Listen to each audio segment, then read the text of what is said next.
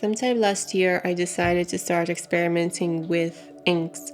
It's not something that I'm used to, so it was a big learning curve. And I started off with acrylic inks because they seemed more comparable to the type of paint that I was using at the time. Although I do really like acrylic ink, what I didn't quite like was the fact that depending on which pigment you pick, depending on the color of the ink, and I imagine also the brand, the consistency and how that ink dries is so different and it's quite unpredictable.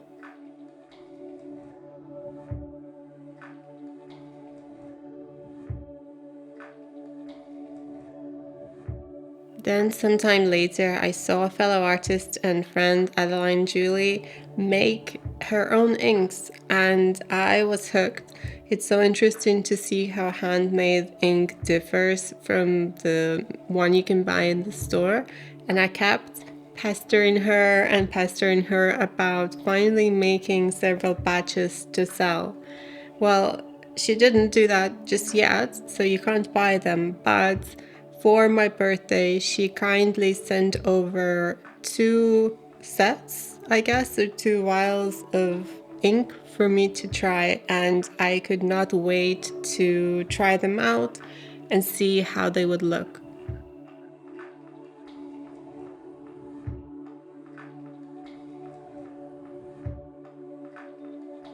Things that she sent me are this beautiful deep color, and when I first opened them up, the amazing smell that came from them just made me feel all warm inside and made me want to create.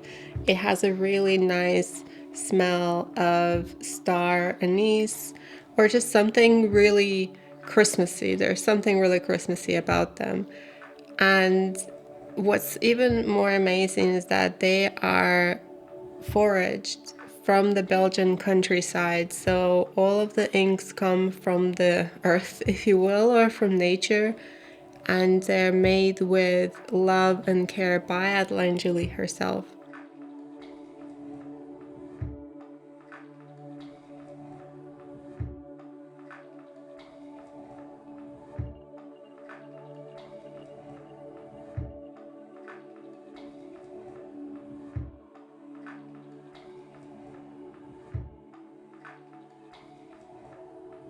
These inks are very different from the ones that I was used to.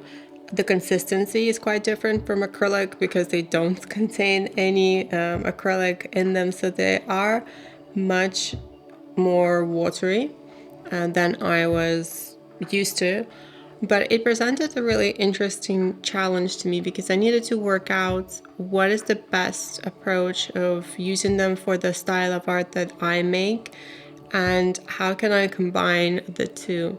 What's also really interesting is that these inks, with acrylic ink or with any other type of ink, I know I said that you don't really know how they're going to dry, but it kind of more so depends from pigment to pigment. And once you're used to a certain pigment and how it looks when it's dry, then it becomes easier.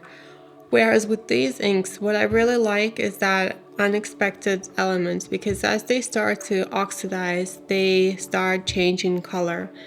And the more water you add, or if you don't add a lot of water, if you mix them together or layer them, the effect is going to be completely different.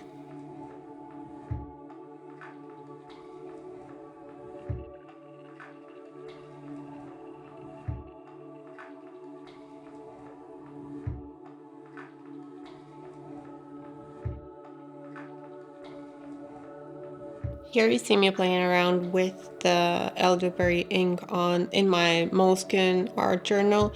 To be honest, this probably wasn't the best choice to test the ink out, and in general I'm a bit disappointed with the moleskin journals because the paper is a bit strange. It's thick, but if you add a decent amount of water, then it just goes all wavy, and then even when it dries it doesn't stay flat. So because this ink is quite watery and I also like adding more water to it to thin it out even more and to see what colors I can get, I'm not sure that this journal was the best one for it, but here we go. You live and learn, right? Wasn't If it wouldn't be for the test, I wouldn't know that I should not be buying these journals anymore. This ink is so lovely. It applies really nicely, and what I like about it is that it does not spread instantly the moment you start applying water to it. So it still stays put in one place. And if you leave it to dry, which I have had the patience to do on some of these tests, some of these experiments, then you really can get this nice, almost gradient going from a really dark to a lighter color of purple in this case with the pure elderberry ink. And it's just really interesting to see.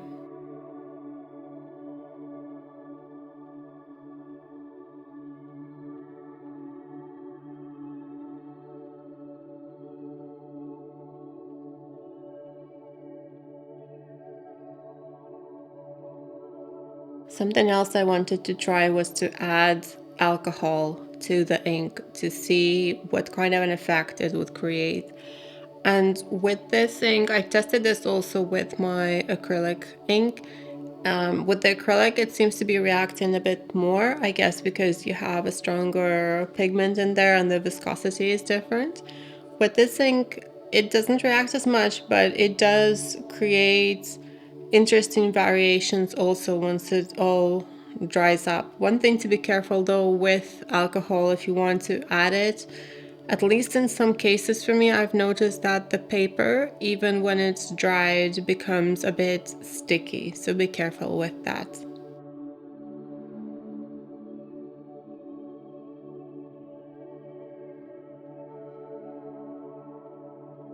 Once I let all the ink dry, I went in and added some final touches and my usual mark making with this Karen marker deco gel pen, and of course some graphite marks that I've added previously. I love adding those to pretty much any painting or any art journal spread that I make.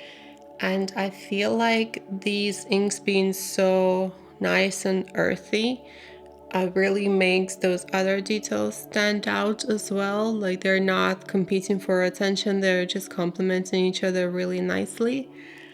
So I really enjoyed playing around with this ink, testing it out, and I will definitely be making many more paintings with it. Thanks for watching, and make sure to check out Adeline Julie's work.